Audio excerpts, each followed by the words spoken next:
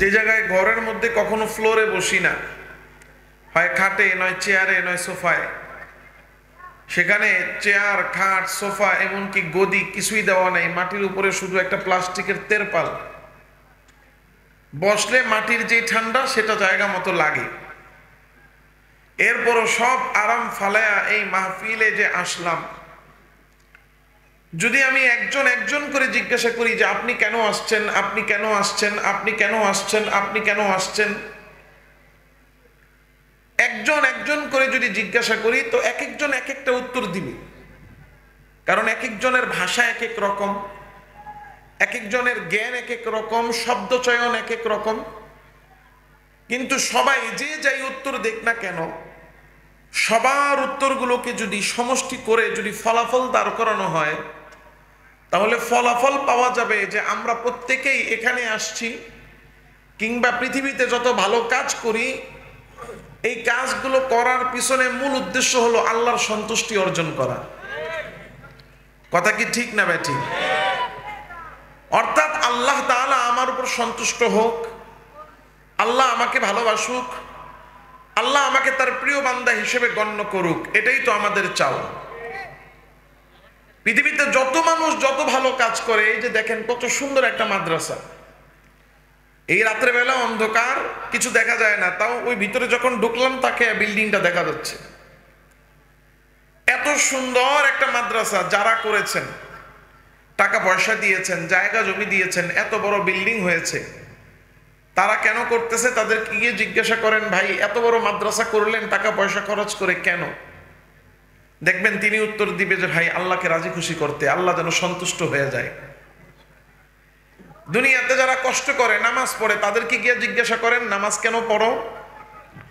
সে উত্তর দিবে ভাই নামাজ পড়ি আল্লাহ যেন আমার উপর সন্তুষ্ট হয় এজন্য। আবার যে নামাজ পড়ে না তারে গিয়ে জিজ্ঞাসা করেন তুমি যে নামাজ পড়ো না, ওই বেটা তো নামাজ পড়ে আল্লাহ যেন রাজি খুশি হয় এই জন্য, তো তুমি যে নামাজ পড়ো না আল্লাহ তোমার উপর সন্তুষ্ট হোক, রাজি হোক, খুশি হোক, এটা কি তুমি চাও না? বেনামাজি কি উত্তর দিবে যে চাই না? কথা কন না? বেনামাজিও কি আল্লাহর সন্তুষ্টি চায় নাকি চায় না? যে রোজা রাখে 16 ঘন্টা রোজা গেছে, এমন হয়েছে আমরা যারা জন্মের বুঝ হওয়ার পর থেকে রোজা রেখে অভ্যস্ত, এমনি সময় ঘন্টায় ঘন্টায় এই যে দেখবেন পানির বোতল একটা দেন, চান্সের উপরে চেয়ে আনি, এরকম একটা পানির বোতল দিবেন আমার ইনটেক আছে, কেউ খাদেন কে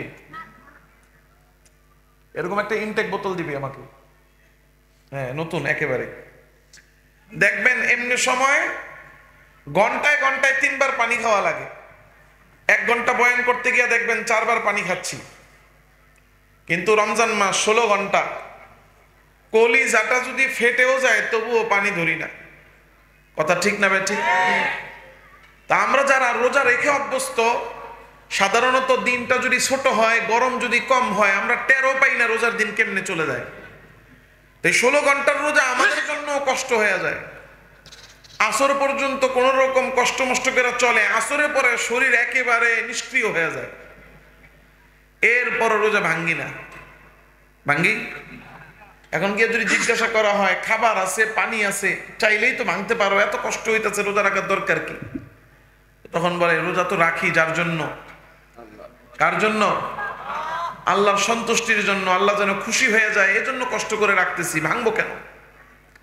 আর যে বেটা রোজা রাখে না তারে গিয়ে জিজ্ঞাসা করেন এই ও তো এত কষ্ট করে না খায় আছে আল্লাহর সন্তুষ্টির জন্য, আর তুমি খাও, তুমি রোজা ভাঙ্গো, তুমি কি আল্লাহরে সন্তুষ্ট করতে চাও না? সে উত্তর দিবে ভাই রোজা রাখতে পারি না, ঠিক আছে, কষ্ট হয়, ক্ষুধা সহ্য করতে পারি না, পিপাসা সহ্য করতে পারি না, কিন্তু আমিও চাই আল্লাহ আমার উপর সন্তুষ্ট হোক।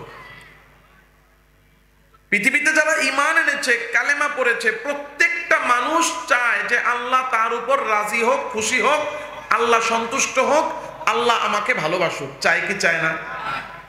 যে যত গুণ অর্জন করতেছে, নামাজ পড়তেছে, নামাজি, সে নামাজের গুণ অর্জন করে আল্লাহ যেন তারে ভালোবাসে এই জন্য। যে রোজাদার, সে রোজার গুণ অর্জন করেছে আল্লাহ যেন তাকে ভালোবাসে এই জন্য। যে আলেমকে গিয়ে জিজ্ঞাসা করেন হুজুর এলেমের গুণ যে আপনি অর্জন করলেন কেন, তিনিও বলবে যাতে আল্লাহ আমাকে ভালোবাসে এই জন্য। তাবলিগি ভাইদেরকে গিয়ে জিজ্ঞাসা করেন তাবলিগে কেন যাও, আল্লাহ যেন আমারে ভালোবাসে এই জন্য। চরমনাই যাচ্ছে, তারে গিয়ে জিজ্ঞাসা করেন পীরের দরবারে কেন যান, পীর মুরিদি কেন করতেছেন, সেও বলবে যে আল্লাহ যেন আমাকে ভালোবাসে এই জন্য। সবার উদ্দেশ্য ভালোবাসা পাওয়া কার? জোরে বলেন কার? আল্লাহ তাআলার ভালোবাসা আমরা পাইতে চাই, আর সেই ভালোবাসা পাওয়ার জন্য আমরা গুণ অর্জন করি। কিন্তু আল্লাহর ভালোবাসা পাওয়ার জন্য যত গুণই আমি আর আপনি অর্জন করি না কেন, আমার আপনার ভিতরে যদি একটা দোষ থাকে, এই দোষটা যতক্ষণ পর্যন্ত থাকবে ততক্ষণ পর্যন্ত আমি আল্লাহর ভালোবাসা পাবো না, আল্লাহর প্রিয় বান্দা, আল্লাহর ঘনিষ্ঠ বান্দা, আল্লাহর নৈকট্যপ্রাপ্ত সন্তোষজনক বান্দা আমি হতে পারবো না। কয়টা দোষ? কথা বলেন, কয়টা দোষ? কয়টা? পৃথিবীর সব গুণ আমার মধ্যে আছে। আমি নামাজ, রোজা, হজ, যাকাত, দান, সদকা, জিকির, তেলাওয়াত, এলেম, সব গুণ আমার মধ্যে আছে। সব গুণের সাথে আমার ভিতরে একটা মাত্র দোষ আছে। এই একটা দোষ যদি আমার মধ্যে থাকে, আমি যত গুণই অর্জন করি না কেন আল্লাহর কাছে আমি প্রিয় বান্দা হতে পারবো না। এখন বলতে পারেন হুজুর, এত গুণ অর্জন করার পরেও একটা মাত্র দোষের কারণে আমি আল্লাহর কাছে প্রিয় হইতে পারবো না? দোষটা কি সেটা পরে, কিন্তু একটা দোষের কারণে সব গুণ ম্লান হয়ে যাবে, বাতিল হয়ে যাবে। আমি বলি হ্যাঁ। 10 লিটারের একটা দুধের বোতল কয় লিটার? 100 লিটারের একটা ড্রাম, 100 লিটারের একটা ড্রাম। এই 100 লিটার ড্রামে আপনি দুধ ঢালতেছেন। কি ঢালতেছেন? দুধ ঢালতেছেন, কিন্তু আপনি খেয়াল করেন নেই নিচে একটা ইন্দুর মরা পড়ে রয়েছে। বেশি না, মাত্র 100 গ্রাম গোবর পড়ে আছে। এই যে ইন্দুর একটা চাক্কা পড়ে আছে, এটার মধ্যে দুধ ঢাললেন আপনি। বলেন এই দুধটা যাই না শুই না আর কেউ খাবে? 100 গ্রাম গোবর এই দুধের মধ্যে, এই 1 গ্রাম দুধ, 1 বালতি দুধ, 1 গ্যালন দুধের মধ্যে মাত্র 100 গ্রাম। এই যে ছোট্ট অল্প একটু গোবর যেমন 1 গ্রাম দুধরে নষ্ট করে দিচ্ছে, ঠিক তেমন ভাবে একটা দোষ আমার মধ্যে যদি থাকে, এই এক দোষ আমার সব গুণগুলারে ধ্বংস করে দিবে। কয়টা দোষ? একটা দোষ যদি আমার মধ্যে থাকে, এই একটা দোষ আমার সব গুণগুলোকে ম্লান করে দিবে। আমার ওই গুণগুলো দিয়ে আল্লাহর কাছে ভালোবাসা আর আল্লাহর প্রিয় বান্দা হওয়া যাবে না। এই যে কঠিন আর মারাত্মক দোষ, এই দোষটা কোনটা? এই দোষটার নাম হলো কিবির। এই দোষটার নাম হলো অহংকার। বলেন দোষটার নাম কি? অহংকার। অহংকার এটা এত মারাত্মক এক গুনাহ, এত মারাত্মক এক দোষ, যেই বান্দার অন্তরে অহংকার আছে, সে আর যাই অর্জন করুক না কেন, সে কখনো আল্লাহ তাআলার কাছে প্রিয় বান্দা হতে পারবে? পারবে? উলামায়ে কেরাম বলতেছেন আল কিবরু উম্মুল আমরাদ। আর কোন দোষ তার মধ্যে নাই, শুধু অহংকার আছে, তাইলে তার ভিতরে সব দোষ আছে। কথা বলে না? একজনের মধ্যে দেখা যাচ্ছে তার ভিতরে কোনো দোষ নাই, সব গুণ আছে, দোষ আছে একটা। কয়টা? অহংকার আছে। তাহলে অহংকার থাকলে বুঝে নিতে হবে তার মধ্যে বাকি সব দোষ, সব গুনাহ, সব নাফরমানি, সব মাসিয়াত তার মধ্যে জমা হয়ে যেতে পারে, এতে কোনো সন্দেহ। কারণ কিবির, অহংকার, এটা হলো সব গুনাহের মা। মা থেকে যেমন সন্তানের জন্ম হয়, অহংকার থেকে কিসের জন্ম হয়? গুনাহের জন্ম হয়। বলেন অহংকার থেকে কিসের জন্ম হয়? আমার কথা আপনাদের বুঝতে কোনো কষ্ট হচ্ছে না তো? তাহলে একটু জবাব দিবেন, হুহা করবেন। অহংকার হলো সমস্ত গুনাহের মা। শুধু মাই না, বরং অহংকার হলো গুনাহের মূল। আল্লাহ তাআলা রব্বুল আলামিনের নাফরমানি কেউ কোনোদিন করে নাই। আল্লাহর মাখলুকের মধ্যে কেউ আল্লাহর নাফরমানি কি জিনিস জানতো না, বুঝতো না। আল্লাহ যা বলতেন তাই। আল্লাহর নাফরমানি সবার আগে যে হইছে, সর্বপ্রথম নাফরমানি ছিল অহংকার। আল্লাহ তাআলার সর্বপ্রথম নাফরমানি আর গুনাহ কি ছিল? জোরে বলেন। আল্লাহ তাআলা রব্বুল আলামিন নিজের কুদরতের হাত দিয়া হযরত আদম আলাইহিস সালামকে সৃষ্টি করেছেন। সৃষ্টি করার পরে আল্লাহ হুকুম করেছেন সমস্ত ফেরেশতাদেরকে ডাক দিয়া, ওয়াইন কুল্লা লিল মালাইকাতি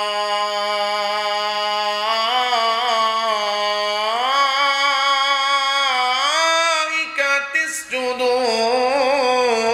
লি আদম। আল্লাহ ডাক দিয়া বলেন, ও ফেরেশতারা, আমি আমার আদমকে সৃষ্টি করেছি, তোমরা সবাই আমার আদমকে সিজদা করো। আল্লাহ তাআলা হুকুম করার সাথে সাথে সমস্ত ফেরেশতারা হযরত আদমকে সিজদা করা শুরু করে দিল। আল্লাহর হুকুম মেনে সব ফেরেশতারা সিজদা করে, কিন্তু একজন করে না। আমার আল্লাহ বলেন, ফাসাজাদু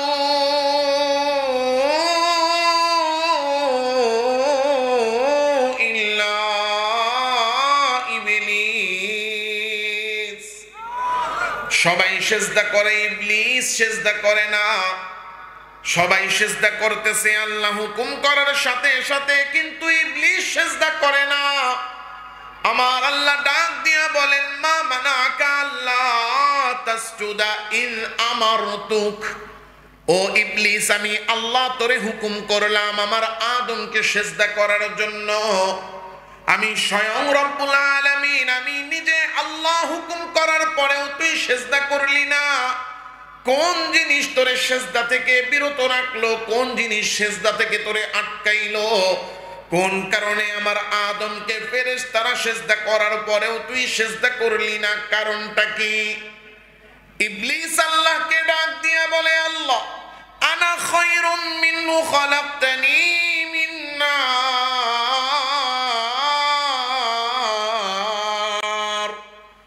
ওয়া খালাকতাহু মিন তিন।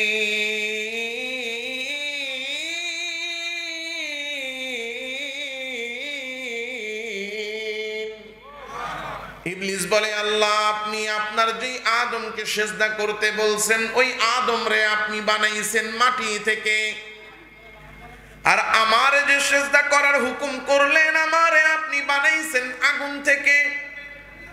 আগুনের স্বভাব হলো উপরের দিকে যাওয়া। যেই জিনিস উপরে থাকে সেইটা হলো উত্তম। আদম রে বানাইছেন মাটি থেকে, মাটির স্বভাব নিচে যাওয়া। যেই জিনিস নিচে থাকে সেইটা হলো অধম। অধমকে কখনো উত্তম সিজদা করে না। নিয়ম হলো অধম উত্তমকে সিজদা করে। আনা খায়রুম মিনহু, আমারে আগুন উত্তম জিনিস থেকে বানাইছেন, তাই আমি ইবলিস হলাম উত্তম। উত্তম হয়ে আমি অধম মাটির তৈরি আদমকে সিজদা কেমনে করি? তাই আমি তারে সিজদা করি নাই। আমার আল্লাহ বলেন, আরে কারে সিজদা করতে বলছি এইটা তো তোর দেখার বিষয় না। তুই তো দেখবি তোরে সিজদা করার হুকুমটা করেছেন তোর রব। জোরে বলেন, তিনি কে? আবা ওয়াস্তাকবারা ওয়া কানা মিনাল কাফিরিন।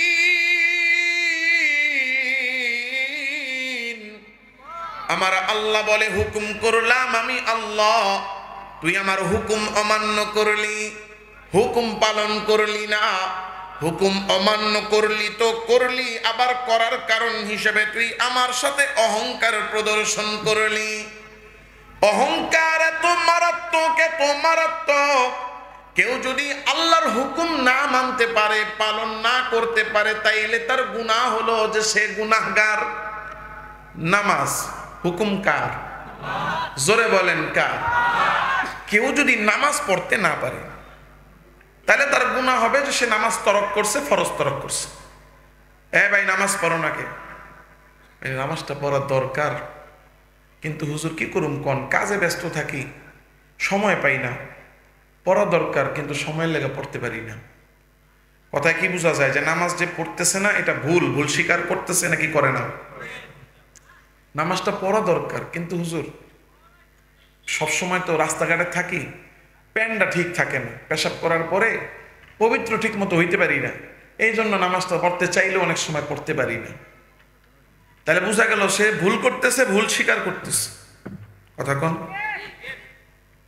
এই যে গুনাহ করতেছি, আল্লাহর হুকুম মানতে পারতেছি না, এটাকে যদি স্বীকার করে যে আল্লাহর হুকুম মানতে পারতেছি না, ভুল করতেছি, তাইলে তার গুনাহ মাত্র একটা। কয়টা? নামাজ পড়ে নাই, জিজ্ঞাসা করলেন কেন নামাজ পড়ো না? অলসতায় পড়ি না, সময়ের অভাবে পড়ি না, ব্যস্ততার কারণে পড়তে পারি না, পড়া দরকার। তাইলে তার গুনাহ শুধু একটা, নামাজ না পড়ার গুনাহ। আবার আরেক শ্রেণীর মানুষ আমাদের দেশে পাবেন, আপনাদের সিলেটেও পাবেন, বিশেষ করে শাহজালালের মাজার আর শাহপুরানের মাজার, আরো যত মাজার আছে এর আশেপাশে গেলে এক শ্রেণীর লোক পাওয়া যায়, নামাজ তো দূরের কথা, এরা মাসের পর মাস গোসলই করে না। কথা কন না কেন? ও গোসল করে না, ওর গায়ে জামা নাই, ল্যাংটা। গোসল না করতে করতে, চুল দাড়ি না কাটতে কাটতে জটলা বাইদা এমন হয়ে গেছে, গাছের শিকড়ের চেয়ে মোটা হয়ে গেছে। ওর অজু গোসলের কোনো ঠিক নাই, জামা কাপড়ের ঠিক নাই, ওর নামাজ রোজা কিচ্ছু নাই, ও বাইরে বৈশা বৈশা গাঞ্জা টানে। আর একদল বলদে কয়, আরে দেখছস নি ল্যাংটা, ওর কাছে গেলে কিছু না কিছু আছে, পাওয়া যাবে। কথা বলেন না কেন? আমি মনে ভুল কইছি? তাহলে জোরে বলেন, সবার আওয়াজ বাইরে হয় না মুখ দিয়ে। আল্লাহর হুকুম যদি না মানি আর বলি যে হ্যাঁ মানতে পারতেছি না, ভুল করতেছি, তাহলে গুনাহ কয়টা? ফরজ তরকের গুনাহ। আর আল্লাহর হুকুম মানে না, আবার অহংকার দেখায়, মানি নাই তাতে কি? ওই যে এই যে বললাম না, এই ল্যাংটার দরবারে গিয়া কর নামাজ পড়েন, নামাজ কই পাইছো তোমরা? নামাজ না পড়লে কি হয়েছে? প্রশ্ন করে না বহুত। আবার দেখবেন এক শ্রেণীর নেতা আছে, সারাদিন চায়ের দোকানে বৈশা পায়ের উপর পাও তুললা, এক হাতে একটা চায়ের কাপ থাকে আর এক হাতে থাকে একটা কয়েল। কয়েল বুঝেন তো? এলা বয়া থাকে। ইমাম সাহেব রাস্তা দিয়ে হাইটা যাইতেছে, ডাক দিয়া কয় চলেন মেম্বার সাহেব নামাজটা পড়বেন। যান যান, আপনাকে তো আর কোনো কাম নাই, খালি আজান ফুটবেন আর মাইশের বাড়িতে খাইবেন। আমরা আপনাদের তো এত ফ্রি নি, আপনারাই নামাজ পড়েন, আমাকে কাজ আছে। কথা কন না? আপনারা কি মনে হয় এরকম নাই? এই যে নামাজ পড়তেছে না, আবার এমন ভাব নিতেছে যে নামাজ না পড়লে কোনো সমস্যা নাই, আমি যে নামাজ পড়ি না এটা ঠিক আছে, এমন মনোভাব আছে না নাই? আমার আল্লাহ বলতেছেন, আবা ওয়াস্তাকবারা ওয়া কানা মিনাল কাফিরিন।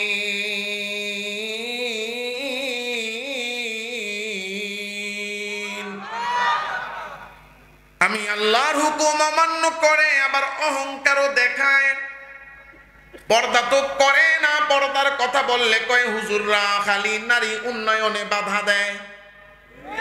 কথা কন না কেন? আল্লাহ বলতেছেন আবা আমার হুকুম অমান্য করছে, আর অমান্য করার সাথে সাথে কি অহংকার দেখাইছে, অর্থাৎ হুকুমটা অহংকার দেখায় অমান্য করছে। পড়লাম না নামাজ, কি হইছে? করলাম না পর্দা, কি হইছে? কি হইব? কয়নি। আল্লাহ বলতেছেন এই যে আমার হুকুম অমান্য করতেছে অহংকারের সাথে, শয়তানও একই কাজ করছে। যে সেজদা করে নাই, আল্লাহ জিজ্ঞাসা করছে কেন? আল্লাহ আমি উত্তম, কেন করব? ওয়া কানা মিনাল কাফিরিন।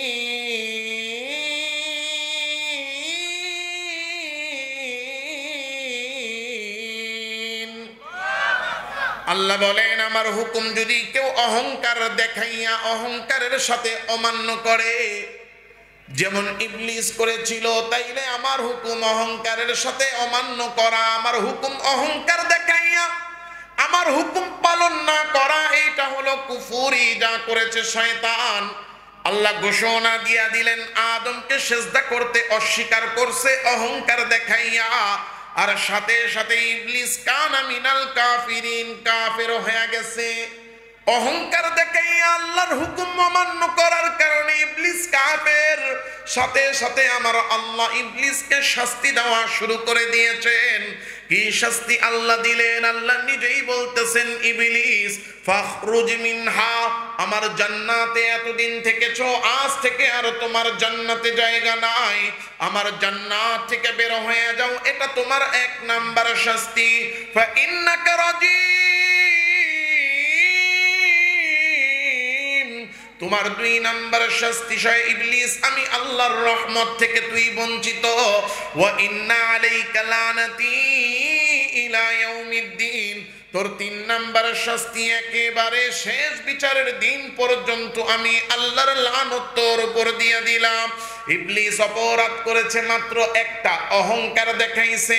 আল্লাহ শাস্তি দিলেন 3টা, তাও ছোট ছোট না বড় বড়। জান্নাত থেকে বের করে দিলেন চিরকালের জন্য, রহমত থেকে বঞ্চিত করে দিলেন চিরকালের জন্য। আল্লাহ ইবলিসের উপর লানত দিয়ে দিলেন। একটা মাত্র অপরাধ, অহংকার, এই একটা ছোট্ট অপরাধের কারণে এত বড় বড় 3টা শাস্তি। তাইলে আমারে বলেন তো, যেই অপরাধের কারণে এমন 3টা শাস্তি আল্লাহ দান করেন, ওই অপরাধ অহংকার ছোট না বড়? এখন আমাকে বলেন, এই অহংকার আমার আপনার মধ্যে আছে না নাই? জোরে কন্যাকে, অহংকার আমাদের মধ্যে আছে না নাই? কয় না? কয়টা টাকা হইলেই অহংকার? এমন অহংকার হয়, আমি টাকাওয়ালা, তো রাস্তার মধ্যে এমন কইরা হাইটা যায় মনে হয় পা মাটিতে পড়ে না।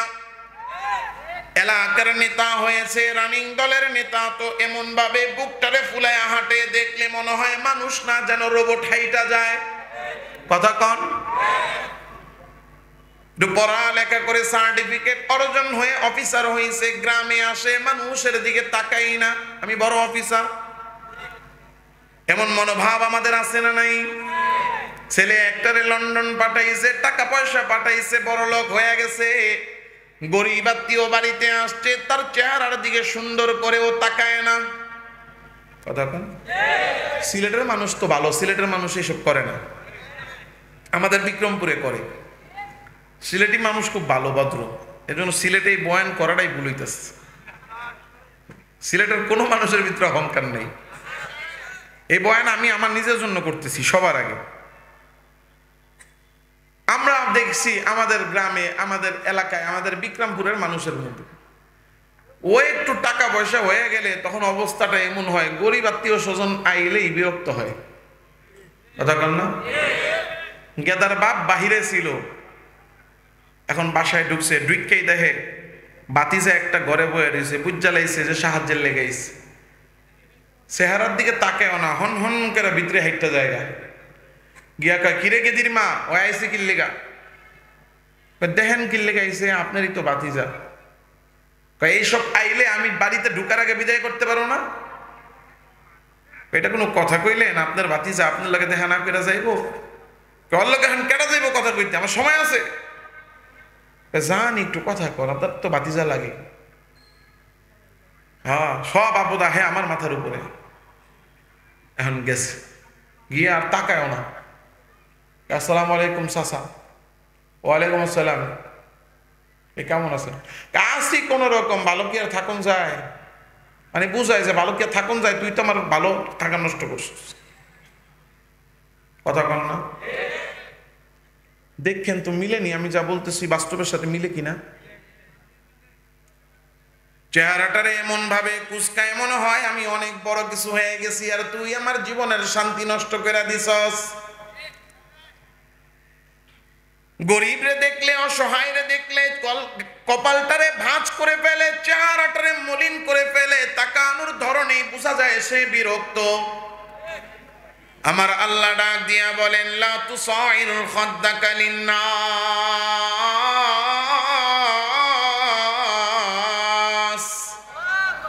আল্লাহ ডাক দিয়ে বলেন, বান্দা তুমি মানুষ, আরেকটা মানুষের সামনে কখনো চেহারাটারে তুমি ভাঁজ করবা না, কপালটারে কুচকাবা না।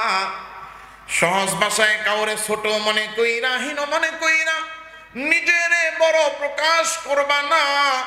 ও বান্দা, লা তামশি ফিল আরদি মারহা। দুনিয়ার মধ্যে যাই তুমি অর্জন করেছো না কেন, তা নিয়ে অহংকার আর গর্ব করে দুনিয়ার জমিনে তুমি চলো না। কেন তুমি দুনিয়ার জমিনে অহংকার করে চলো, আর কেনই বা চলবা? অহংকার করে কি বা তুমি করতে পারো? ইন্নাকা লান তাখরিকাল আরদা ওয়া লান তাবলুগাল জিবালা তুলা। এত অহংকার করে দুনিয়ার মধ্যে তুমি চলতেছো, মানুষরে মানুষ মনে করো না, শুধু নিজের এই মানুষ মনে করো, অন্য সবাইরে তুমি হীন আর ছোট মনে করো। এই যে নিজের এত বড় মনে করতেছো, এত গর্ব আর অহংকার প্রদর্শন করতেছো, কি তুমি করতে পারো?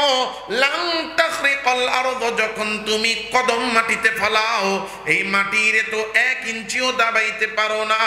আবার যখন মাটি থেকে পা উঠাও, ওয়ালান তাবলুগাল জিবালা তুলা, পাহাড়ের উচ্চতা পর্যন্ত তো তুমি পৌঁছাইতে পারো না। তাইলে অহংকারটা করো কি নিয়া বান্দা? অহংকার করো কি নিয়া?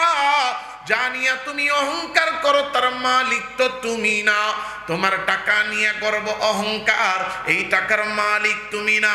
ক্ষমতা নিয়ে তোমার অহংকার, এই ক্ষমতার মালিক তুমি না। তোমার সার্টিফিকেট নিয়ে তোমার অহংকার, এই সার্টিফিকেটের মালিকও তুমি না। শিক্ষা দীক্ষা নিয়ে তোমার অহংকার, এইগুলাও তোমার নিজের অর্জন না।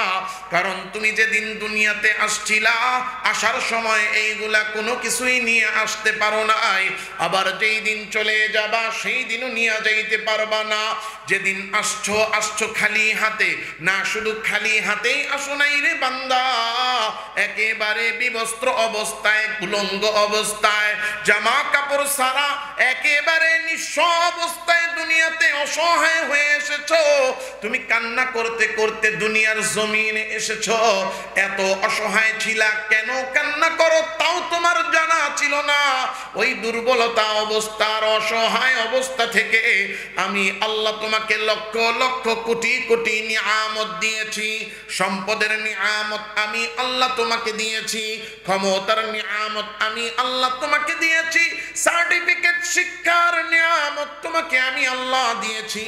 আবার যেই দিন দুনিয়া থেকে চইলা যাবা, সব দুনিয়াতে তুমি রাইখা যাবা, টাকা পয়সা কোনো কিছুই সাথে করে নিয়ে যাবা না। ক্ষমতার চেয়ারটাও তোমার কবরের মধ্যে দেওয়া হবে না, সার্টিফিকেটের কাগজগুলোও তোমার কবরে দেওয়া হবে না, তোমার শিক্ষা কবরে তোমার কোনো কাজে আসবে না। মালাকুল মাউত এসে যখন জানটারে কবজ করে নিবে, আরে সব সুস্থ রেখে যেতেই হবে। গায়ের জামাটাও তুমি নিয়ে যাইতে পারবা না, তোমার লাশটা পরে থাকবে, হাড়গুলা শক্ত হয়ে যাবে। শরীর থেকে জামাটারে খোলার জন্য চেষ্টা করবে, যেই জামা কেউ কোনোদিন ধরতে পারতো না। তুমি গর্ব করে বলতো আমি ব্র্যান্ডের জামা পরি, এলাকার সবচেয়ে দামি পাঞ্জাবিগুলা আমি পরি। ওই জামার মধ্যে ময়লা লাগলে 3 বার তুমি ঝাড়তা। তোমার জামার যদি কেউ ময়লা করতো, রাস্তার মধ্যে 2টা থাপ্পড় লাগাইয়া দিতা। এত দম্ভ আর অহংকার দুনিয়ার জমিনে তুমি করেছো। আজরাইল জানটা কবজ করার পরে ওই জামাটা নিয়ে এই মসজিদের ওই ধুলাবালিওয়ালা খাটিয়ার মধ্যে শুয়ে থাকবা, হাড়গুলা শক্ত হয়ে যাবে, জামাটা সুন্দর মতো খুলতেও পারবে না। কেচি আইনা কাইটা কাইটা জামাটা শরীর থেকে আলাদা করা হবে। আর ওই জামা আলাদা করার পরে কাফনের কাপড়টা তুমি কারো কাছে চাওয়ার ক্ষমতাও তোমার থাকবে না। যদি মায়া করে, দয়া করে আত্মীয় স্বজন, পাড়া প্রতিবেশী কাফনের কাপড় তোমারে পরায়, তাইলেই তোমার কপালে কাফনের কাপড় জুটবে, নাইলে কাফনের কাপড়টাও চাইয়া নিজের ক্ষমতা দিয়ে নেওয়ার মতো শক্তি তোমার থাকবে না। তাইলে অহংকারটা করো কি নিয়া বান্দা? অহংকার করো কি নিয়া? জানিয়া তুমি অহংকার করো, ওইটার মালিক তুমি না। ওইটা তো আসমান আর জমিনের ভিতরের জিনিস। কারণ এই জমির মালিক আজকে তুমি, 100 বছর আগেও এই জমি ছিল, 100 বছর পরেও এই জমি থাকবে। কিন্তু 100 বছর আগে আমি ছিলাম না, এটার মালিক ছিল আরেকজন। আজকে আমি গর্ব করে বলি এই জমির মালিক আমি। 100 বছর পরেও জমি থাকবে, কিন্তু আমি থাকবো না, মালিক হবে আরেকজন। কি নিয়ে গর্ব করি? জানিয়া গর্ব করি তা আসমান আর জমিনের ভিতরের জিনিস। ক্ষমতা নিয়ে গর্ব করি, আইরে হাই ক্ষমতাও তো আমার না। 5 বছরের জন্য পাইছি, 10 বছরের জন্য পাইছি, 15 বছরের জন্য পাইছি। না না, ছাড়বো না, ছাড়বো না। ছাড়বি না তাহলে ছাড়াইতে হবে। কথা কন। না ছাড়লে ছাড়াইয়া হইলা ফেরাউনের চোখটার সামনে এসে একটা চবলের মতো একটা ফনা তুলা ধরছে। ফেরাউন এত শক্তিশালী ছিল, 40 দিনে সে 40 বছর পর্যন্ত তার হাঁচি কাশি হয় নাই। ওই ফেরাউন ওই এক সাপের সবল দেখা এত দুর্বল হইছে আর এত ভয় পাইছে, 40 দিন পর্যন্ত পাতলা পায়খানা। এখন কয় তুমি যেমন সাপ দিয়া লাঠি দিয়া সাপ বানাইছো, আমার জাদুকররাও পারে, তো তোমার কথা মানবো, আগে তুমি আমার এই জাদুকরদেরকে হারায়া দেখাও। তাইলে কি করার আল্লাহরে বলতেছে, আল্লাহ কি করবো? যাও, চ্যালেঞ্জ করছে, যাও। মাঠের মধ্যে হাজির। একদিকে ফিরাউনের 40,000, কত? 40,000 জাদুকর হাতের মধ্যে লাঠি আর সাপ নিয়ে দাঁড়ায় রয়েছে। অন্যদিকে একজন একা। কে? মুসা কি একা? কেউ নাই, কেউ নাই, আছে কে? জোরে কোন সাথে আছেন কে? অলু ইয়া মুসা ইম্মা আন তুলকিয়া ওয়া ইম্মা আন নাকুনা নাহনুল মুলকিন।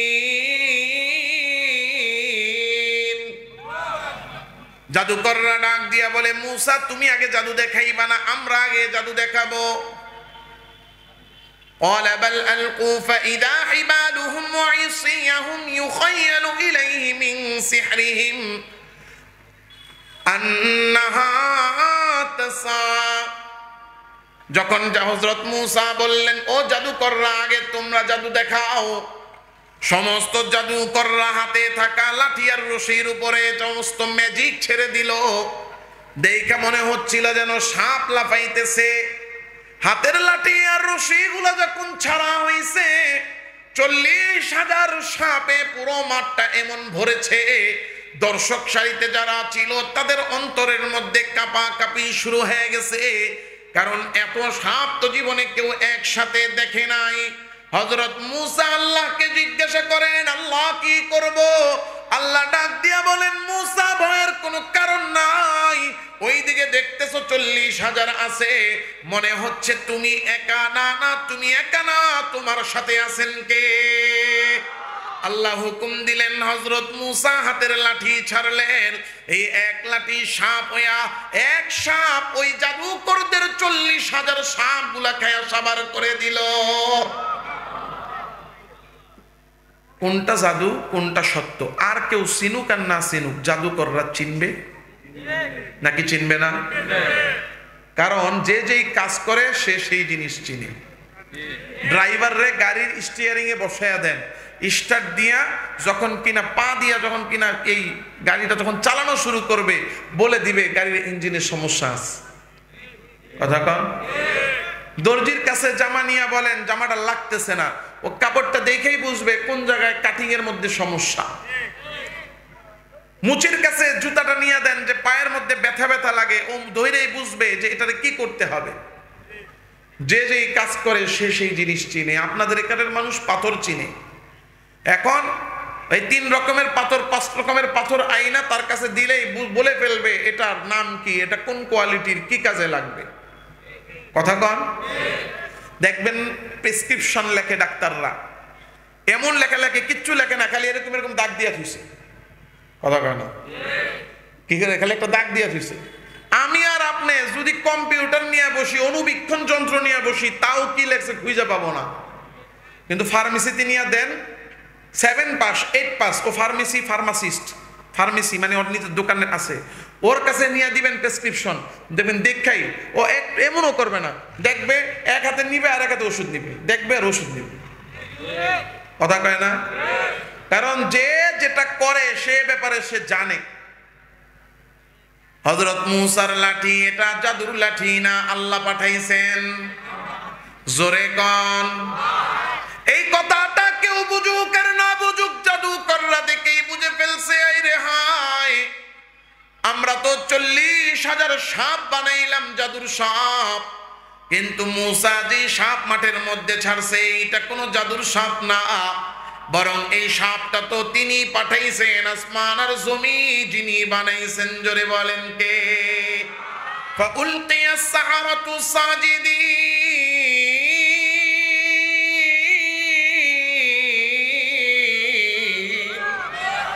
ক্বালু আমান্না বিরাব্বিল আলামিন রব্বি মূসা ওয়া হারুন।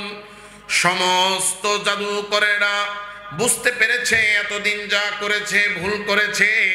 যেই ফেরাউন রে খোদা মেনেছে, ফেরাউন আসলে কোনো খোদা না, ফেরাউন মিথ্যাবাদী।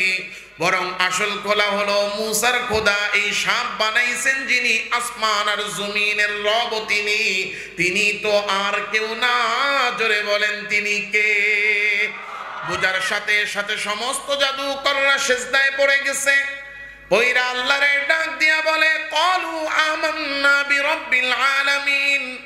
ও আল্লাহ, আসমান আর জমিনের রব, জগৎ সমূহের রব, আমরা আপনার উপর ঈমান আনলাম। আরো ঈমান আনলাম ওই রবের উপরে মূসা আর হারুন ঈমান এনেছে যেই রবের উপরে। এইদিকে জাদুকররা সিজদায় পড়ে ঈমান আনতেছে, আর ওইদিকে ফিরাউনের কলিজাটা পুড়তেছে। কথা কয় না? রাগে, এমনি তো অহংকারী, আরো তার অহংকার বাইরে গেছে। কি জাদু শিখাইলাম আমি, খাওয়াইলাম আমি, পড়াইলাম আমি, তোদেরকে জাদু বিদ্যা শিখে জাদুকর বানাইলাম আমি, আর আমি পাঠাইলাম মুসার লোকের ঝগড়া করতে। হারলি তো হারলি, ইমান আনলি, আবার আমার জিজ্ঞাসাও করলি না। আমি তোদের সামনে বসা, আমার দিকে তাকানোর দরকার মনে করলি না। এত বড় সাহস! আলা আমানতুম লাহু ক্বাবলা আন আযানা লাকুম ইন্নাহু লাকাবীরুকুমুল্লাযী আল্লামাকুমুস সিহর। এবার সব জাদুকররে ডাক দিয়া বলে, ওই তোরা ঈমান আনলি, আমার জিগালি না? একটাবার তো জিগাবি। তোরা যে হারলি, নিজের ইচ্ছায় হারছিস, ইচ্ছা করে হারছিস। কারণ ইন্নাহু লাকাবীরুকুমুল্লাযী আল্লামাকুমুস সিহর, মূসা হইলো তোকে ওস্তাদ, ও তো করে জাদু শিখাইছে। সব এক হয়ে আমার বিরুদ্ধে ষড়যন্ত্র করছিস। রাষ্ট্রদ্রোহ। কি দ্রোহ? এটা হলো খোদা দ্রোহ। দেখেন না, বর্তমান যুগেও আছে। আপনি যত ভালো কথাই বলেন, মন মতো হয় নাই, তাইলে আপনারা বানাই দিবে জঙ্গি। কথা এত আস্তে কনকে, জোরে কন। আপনি উচিত কথা বলছেন, কোরআনের কথা বলছেন, হাদিসের কথা বলছেন, কিন্তু এই কোরআন হাদিস যদি বাস্তবায়িত হয় তাহলে তো তাদের চুরির রাস্তা বন্ধ হয়। এখন আপনারা বলবে রাষ্ট্রদ্রোহী। হ্যাঁ, আপনারা কোয়েন না, ঠিক কোয়েন না, চুপ থাকেন। এই আপনারা যে থাকেন, এর লাগে তো সোরারা চুরির সুযোগ পায়। জোরে আওয়াজ দিয়ে কোন ঠিক না বেঠে? এখন আর আওয়াজ ছোট করার সময় নেই, আছে? সব সময় উঁচু আওয়াজে কথা বলবেন, আর যখন আওয়াজ দেওয়ার দরকার একেবারে আওয়াজটারে পুরো ছেড়ে দিবেন, যাতে নতুন করে কেউ এই দেশে চুরি করবে সাহস যেন না পায়। ফেরাউন তোকে বস আমার না জিগে, এত বড় সাহস, তার খোদাদ্রোহী, তার মামলায় তোরা গ্রেফতার, তোদের শাস্তি হবে। কি শাস্তি হবে? পাশের তে একটা এক হয় মন্ত্রী হামান এসে কইতেছে, অন্য একজনে কইতেছে, ওস্তাদ এক কাজ করেন, পাও দুইটা কেটে দেন, হাত দুইটা কেটে দেন। কি হবে? হাত দুইটা কাটলে আর জাদু করতে পারবে না, না খায়া মরবে। কয় না, চলাফেরা তো করতে পারবে। তাহলে কি করবো? আরেকটা কয়, তাহলে পকেটটা দেন, চলাফেরা বন্ধ, ঘরের বাড়িতে না পারলে কাজ করবো কেমনি? আরেকটা কয় না, পা কাটলে তো হাত দিয়ে কাজ করবো। এক হাত কাটেন, এক পা কাটেন, এক হাত এক পা, তাহলে এক হাত দিয়ে কাজও করতে পারবে না, এক পা দিয়ে চলতেও পারবে না। ঠিক আছে, তাহলে দাও, কেটে দাও। কেন? একদিকের কাটা যাবে না, একদিকের কাটলে একদিক থাকবে না, একদিক থাকবে, ব্যালেন্স থাকবে। তাহলে কি করবা? লাউকাত্তিআন্না আইদিয়াকুম ওয়া আরজুলাকুম মিন খিলাফ। উল্টা দিকের হাত আর উল্টা দিকের পা কেটে দেন। যদি ডান হাত কাটেন, যার ডান হাত কাটবেন তার বাম পা কাটবেন, যার বাম হাত কাটবেন তার বাম হাতের সাথে ডান পাটা কেটে দিবেন।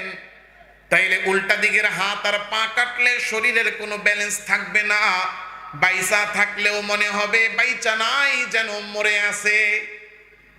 আল্লাহ তাআলা রব্বুল আলামিন দেখতেছেন অহংকারী ফিরাউন নিজের অহংকার টিকে রাখার জন্য এতগুলো জাদুকর আল্লাহর উপর ঈমান এনেছে, ওই ঈমান সহ্য করে নাই। এই সমস্ত ঈমানদার জাদুকর গুলারে একেবারে নিষ্ঠুর ভাবে হাত আর পা কাইটা সুম্মা লাউসাল্লিবান্নাকুম আজমাইন, ঈমান আনার কারণে সব জাদুকর গুলারে শুলের মধ্যে চড়াইয়া দিল। অহংকার হলো সমস্ত গুনাহের রাস্তা।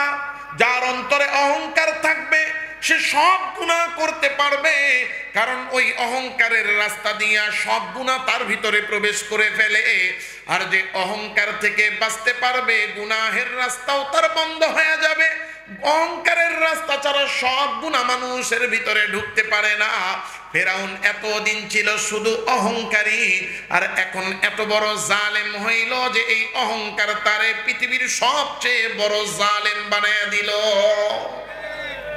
অহংকার, অহংকারের কারণে মানুষ জালেম হয়। যত জালেম আছে পৃথিবীর ইতিহাসে আপনি তাকিয়ে দেখেন, সব জালেমদের পিছনের, জুলুমের পিছনের মূল কারণ হলো তার অহংকার।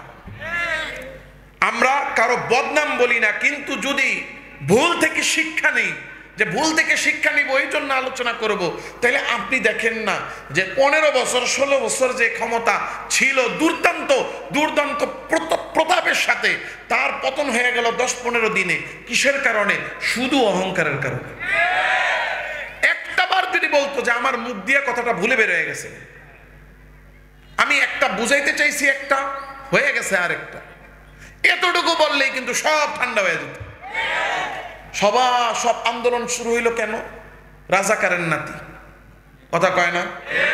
রাজনৈতিক কথা বলতেছি না, ভুল থেকে শিক্ষা নেওয়া দরকার। এই একটা শব্দ বের হইছে, সব ছাত্ররা উত্তাল হয়ে গেল। যদি শুধু বলতো এটা স্লিপ অফ টাং হয়েছে, আমি ভুলে বলছি, তোমাদেরকে বুঝাই নেই, বুঝাইতে চাইছি একটা, বলে ফেলছি একটা, কথায় ব্রেক ছিল না, এতটুকু ভুল স্বীকার করলে সব ঠান্ডা হয়ে যেত না? তাহলে মানুষ যখন অহংকারী হয়, অহংকার টিকায় রাখার জন্য মানুষ পদে পদে ভুল করে, যেমন ফেরাউন করছে। আল্লাহ তাআলা তাকায়া দেখতেছেন, ওরে মুজিজা দিয়া ফেরানো যাবে না, কারণ অহংকারী কখনো সোজা আঙ্গুলে তার ঘি উঠে। আল্লাহ কয় তুই তো এমনি মানবি না, অহংকার তোর বন্ধ হবে না, তাহলে তোরে এবার সাইজ করতে হবে। আল্লাহ আযাব পাঠানো শুরু করল। فأرسلنا عليهم الطوفان والجراد والقمل والضفادع والدم آيات مفصلات। আল্লাহ আযাব পাঠানো শুরু করলেন। সর্বপ্রথম পাঠাইলেন তুফানের আযাব। ফেরাউনের পুরো গোষ্ঠীর উপরে, তার পুরো দেশের উপরে তুফান শুরু হয়ে গেছে।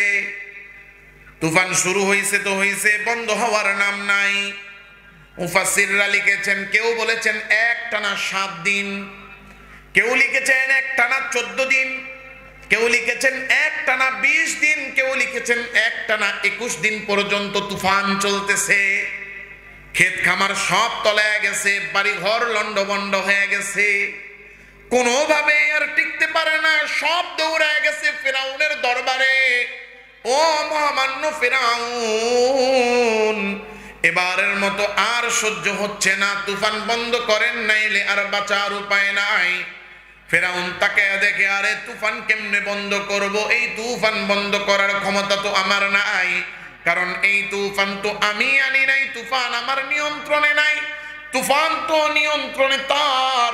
তুফান পাঠাইছেন যিনি, এই তুফান বন্ধ করলে বন্ধ করতে পারেন তিনি, জোরে বলেন কে? দৌড়ায় গেছেন মুসার কাছে, ও মুসা তাড়াতাড়ি তোমার খোদারে বলো তুফান বন্ধ করতে। আল্লাহরে বলে, আল্লাহ ফেরাউন তো বলতেছে শেষ করে ফেলবো। আচ্ছা এসে পড়ছে হুজুর 30, তো তাহলে আমরা 10 মিনিট সময় দেন, 10 মিনিটে শেষ করতেছি। তুফান বন্ধ করার জন্য বলতেছে। এখন আল্লাহ তাআলা রাব্বুল আলামিনের কাছে গিয়ে বলে, আল্লাহ ফেরাউন তো বলে তুফানটা বন্ধ করে দিতে। আল্লাহ বলতেছেন ঈমান আনতে বলো। পুরা কপাইলা ঈমান আনে না, কয় তোমার আল্লাহরে বলো তুফান বন্ধ করতে, এরপর আমি ঈমান আনবো। গিয়ে কয় আল্লাহ ও তো বলে তুফান বন্ধ করতে। কয় ঠিক আছে দিলাম বন্ধ করে। আল্লাহ তুফান বন্ধ করে দিছে। ও ঈমান আনবে দূরের কথা, ও পরের দিন সকালে সবাই যায় বলে তোমরা বলছো এই জন্য আমি তুফান বন্ধ করে দিছি। এইভাবে আরো আযাব আসছে। এরপরে আসছে উকুনের আযাব, পঙ্গপালের আযাব, ব্যাঙের আযাব, রক্তের আযাব। একটার পর একটা আযাব আসে। আর গিয়া বলে তোমার আল্লাহরে বলো বন্ধ করতে। আল্লাহ বন্ধ করে, আর পোড়া কপাইলা গিয়া গিয়া কয় আমি বন্ধ করছি। এখন দেখে যায় আযাব তো একটার পর একটা আসতেই আছে, লাগাতার বন্ধ আর হয় না। এখন গিয়ে আবার সবটির লগে পরামর্শ করে। ওই যে দেখেন না, পরামর্শ করছে, স্যার একটা মারি 14টা আহে না, একটারে মারি একটাই যায়, আর কেউ যায় না, সব দেখি দাঁড়ায় থাকে। ফেরাউনের অবস্থা হয়েছে সেম এরকম। একটা কোন রকম হাতে পায়ে ধরে বন্ধ করি, বন্ধ তো হয় না, দেখি আরেকটা আহে। এখন বলছে যে কি করবো। এখন আরেকটা বুদ্ধি দেয় মহামান্য ফেরাউন, মাথা যদি না থাকে ব্যথাই থাকবে না, মাথাটারে কাইটা দেন। মানে কি? মুসার কারণে তো মুসার খোদা খালি আযাব দেয়, মুসা না থাকলে ওর খোদা আযাব দিবে কই? মুসারে মেরা পালান। মুসারে মারতে গেলে তো বনি ইসরাইলের সাথে যুদ্ধ হবে, আমার লোক মারা যাবে। কয় না, যুদ্ধ করতে কেটা কইছে? রাতের গভীরে যাবেন, চুপচাপ গিয়ে সব সাবার করে দিবেন। হ্যাঁ, ভালো বুদ্ধি। গোপনে গোপনে বের হয়ে গেছে বাহিনী নিয়ে মুসা আলাইহিস সালামকে মারার জন্য। কিন্তু মুসা আলাইহিস সালাম তো কিছুই জানে না, বনি ইসরাইলের লোকেরাও জানে না, তাদের কাছে গোপন রাখা গেছে। কিন্তু সবার কাছে গোপন রাখা গেলেও একজনের কাছে রাখা যায় না, তিনি কে? আল্লাহ হুকুম পাঠিয়ে দিছে, মুসা বনি ইসরাইল নিয়ে তাড়াতাড়ি মিশর ছেড়ে চলে যাও। হযরত মুসা আলাইহিস সালাম রওনা দিয়েছেন। ফেরাউন টের পাইছে যে বনি ইসরাইল ভাগছে। কোন দিকে ভাগছে? ওই দিকে। চলো বাহিনী ওই দিকে। পিছনে ধাওয়া করছে। চলতে চলতে চলতে চলতে মুসা আলাইহিস সালাম গিয়ে একেবারে নীল নদের পারে। ফেরাউন পিছনে আসতেছে। এখন মুসা আলাইহিস সালাম বনি ইসরাইলকে নিয়ে আইসা পড়ছে মহাবিপদে। সামনে হলো উত্তাল সমুদ্র, পিছনে তাকায় দেয় ফেরাউনের বাহিনী। সামনে যাওয়ার রাস্তা নাই, নামলে পানিতে ডুবে মারবে। পিছন থেকে যদি পিছনে যায় তাহলে ফেরাউন কচুকাটা করবে, রাস্তা নাই। কিন্তু যেখানে রাস্তা নাই সেখানেও আমার আপনার জন্য রাস্তা বানায়া দিতে পারেন কে? ওয়ামান ইয়াত্তাকিল্লাহা ইয়াজআল লাহু মাখরাজা।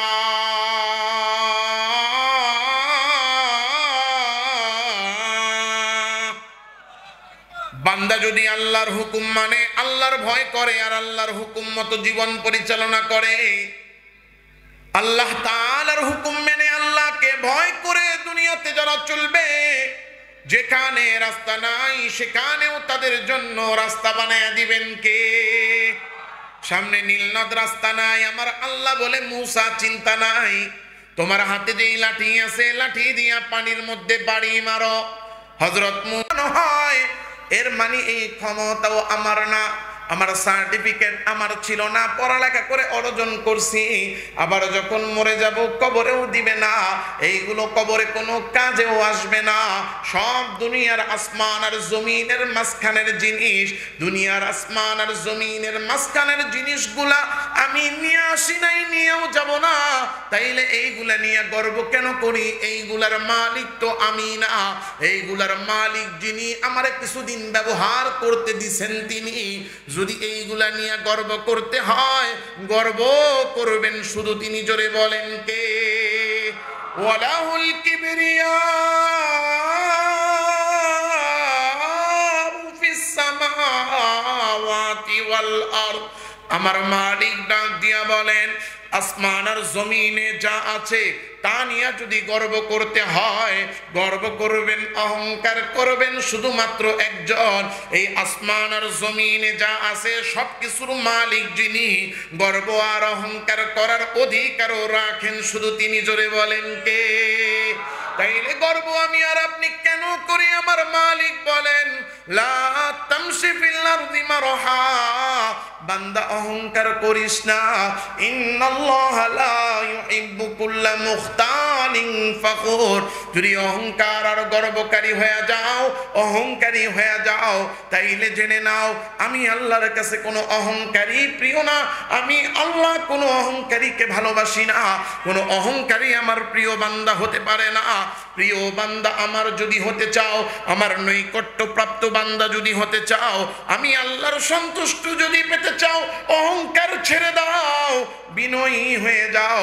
কারণ দুনিয়ার মধ্যে যারা অহংকারী তাদেরকে আমি ভালোবাসি না। বিনয় নিয়ে চলে যারা আমার ভালোবাসা পাবে তারা। এই জন্য আল্লাহ বললেন ওয়া ইবাদুর রহমান,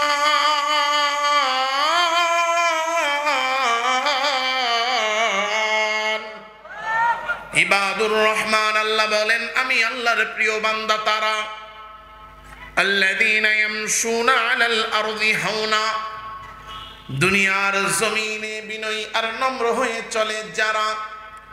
আল্লাহ নিজেই বলতেছেন ইবাদুর রহমান, আমি আল্লাহর প্রিয় বান্দা হলো তারা, দুনিয়ার জমিনে বিনয়ী আর নম্র হয়ে চলে যারা। আল্লাহর প্রিয় বান্দা যদি হইতে হয়, টাকাওয়ালা হয়ে গেছি তবুও বিনয়ী, ক্ষমতাওয়ালা হয়ে গেছি তবুও বিনয়ী, বড় আলেম বড় বক্তা হয়ে গেছি তবুও বিনয়ী, বড় সার্টিফিকেটওয়ালা ডক্টর হয়ে গেছি তবুও বিনয়ী। কারণ জানি আমি আর আপনি গর্ব করি এগুলো তো আমার আপনার অর্জন না, আমার আপনার নিজের শক্তিতে পাই না। আমাকে আপনাকে নিয়ামত হিসেবে দান করেছেন কে? তাহলে নিয়ামত হিসেবে যদি আল্লাহ দিয়ে থাকে, নিয়ামত পাইলে কি করতে হয়? শুকরিয়া না অহংকার? জোরে বলেন শুকরিয়া না অহংকার? আর যদি কোনো বান্দা নিয়ামত পেয়ে শুকরিয়া করে তাহলে নিয়ামত বাড়াইয়া দেন কে? জোরে বলেন কে? আর যদি নিয়ামত পায়া অহংকার করে তাহলে নিয়ামত পায়া অহংকারী হলে এই অহংকারের কারণে নিয়ামত দিছেন যে শাস্তি দিতে পারেন সে। কথা কন। লা ইন শাকারতুম লা আযীদান্নাকুম ওয়া লা ইন কাফারতুম ইন্না আযাবি লাশাদীদ।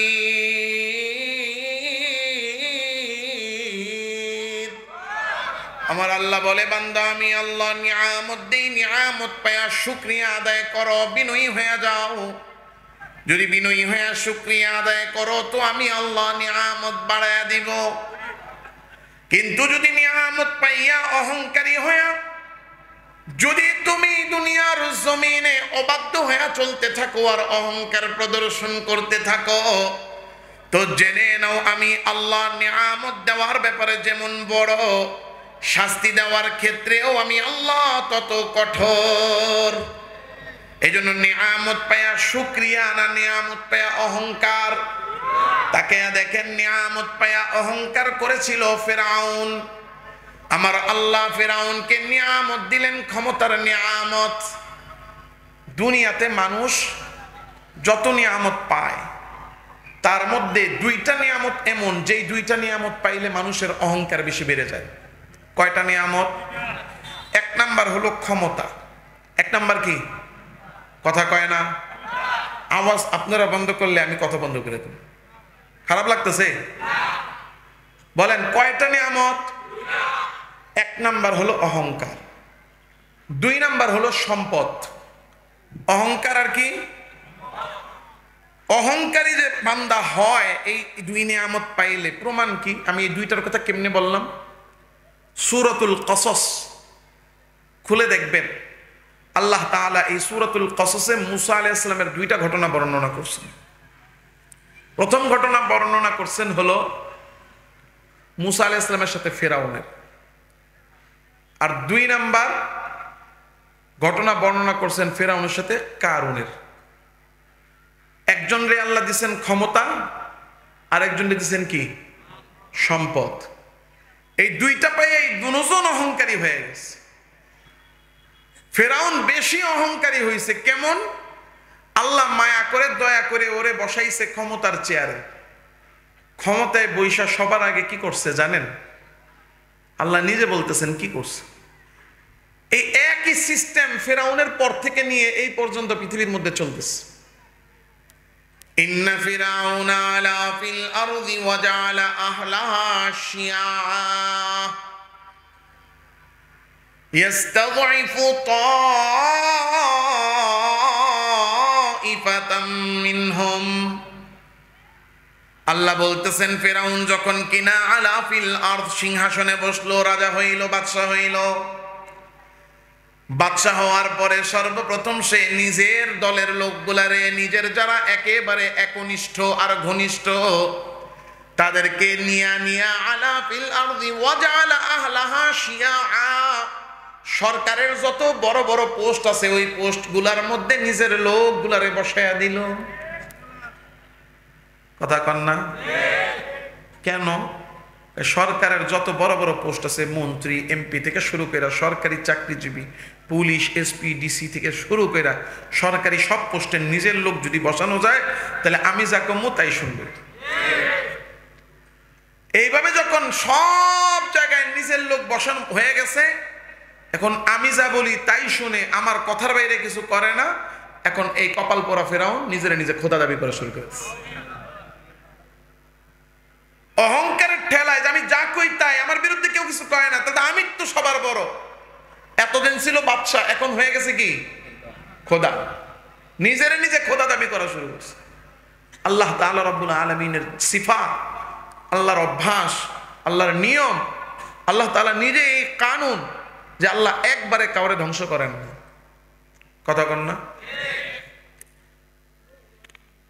এটার একটা প্রবাদ বাক্য আমাদের দেশে আছে, চোরের কয়দিন? চোরের একদিন, চোরের 10 দিন, গৃহস্থের। আল্লাহ তাআলা বান্দাকে কখনোই সে যেই গুনাহ করুক এক গুনাহের কারণে আল্লাহ ধরেন না। ফেরাউন অহংকার দেখে খোদা দাবি করছে, আল্লাহ চাইলে তখনই ধ্বংস করতে পারতেন, আল্লাহ করেননি। আল্লাহ সুযোগ দিচ্ছেন। হযরত মুসা আলাইহিস সালামকে বলছেন, যাও মুসা গিয়ে দাওয়াত দাও, গিয়ে বলো যে ফেরাউন তুমি যা করতেছো তা ঠিক না, আল্লাহকে রব হিসেবে মেনে নাও। মুসা আলাইহিস সালাম বলে, আল্লাহ কেউ যদি অন্য কাউরে খোদা মানে, মূর্তিরে খোদা মানে, গিয়া বলা যায় তোমার মূর্তি রব না, রব কে? যে ফেরাউন রে খোদা মানে তারে গিয়া বলা যাবে যে ফেরাউন রব না, রব কে? ফেরাউন নিজেই তো নিজের খোদা মানতাছে, ওরে গিয়ে কি কমু?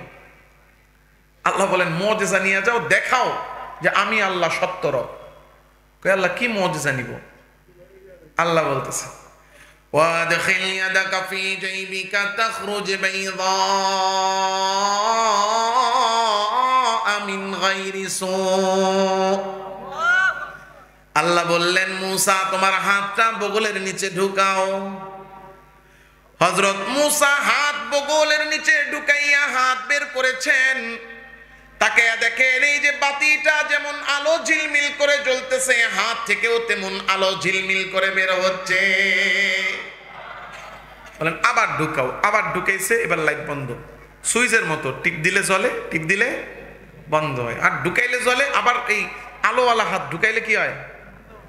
যাও এই মুজিজা নিয়ে দেখাও, বলো যে তোমার রব সত্য। আমি সংক্ষেপে বলতেছি এবার, মানে শর্টকাট, যতটুকু না বললে না। গিয়া দেখাইছে, ফেরাউন দীক্ষা করে এটা জাদু, মানি না। আল্লাহ তাআলা বলতেছেন যে ঠিক আছে, এত সোজা সহজ মুজিজা মানবে না, এটাই স্বাভাবিক। গিয়া আল্লাহ মানে না, না মানাটাই স্বাভাবিক। তো সহজে যদি না হয় তাহলে কি করতে হয়? কঠিন করতে হয়। সহজ জিনিসে কাজ না হলে কি করতে হয়? কঠিন করতে হয়। আর কঠিন মানে কি? ডান্ডা। কঠিন মানে কি?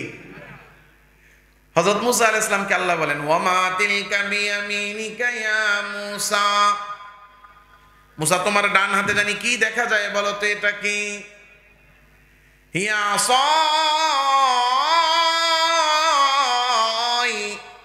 আতাওয়াক্কাউ আলাইহা ওয়া আহুশু বিহা আলা গানামি ওয়া লিয়া ফিহা মারিবু উখরা। ও আল্লাহ আমার হাতে আমার লাঠি, এই লাঠি দিয়ে আমি ছাগল চড়াই, হাঁটার সময় ভর দেই, এই ছাগলের জন্য গাছ থেকে পাতা পাড়ি, আর নানা রকম কাজে আমি এই লাঠি ব্যবহার করি। আল্লাহ বলে ব্যবহারের আরেকটা প্রমাণ, আরেকটা ব্যবহার আমি বাড়াইয়া দিলাম। কই কি করব আল্লাহ?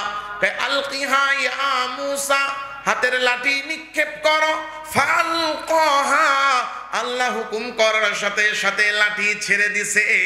আয় রে হায়, লাঠি ছাড়ার পরে দেখে লাঠি আর লাঠি নাই। ফাইদা হিয়া হাইয়াতুন তাসা, ওই লাঠি এখন সাপ হয়ে দৌড়ানো শুরু করে দিছে। যাও ওই সাপ নিয়ে গিয়ে মুজিজা দেখাও। ফেরাউনের দরবারে যায় ছাড়ছে। মুফাসসিরিনে কেরাম লিখেছেন এই লাঠি সাপ হইয়া ফনা তুইলা সবল মারছে, মানে একেবারে মারে নাই, সবলের মতো ফনা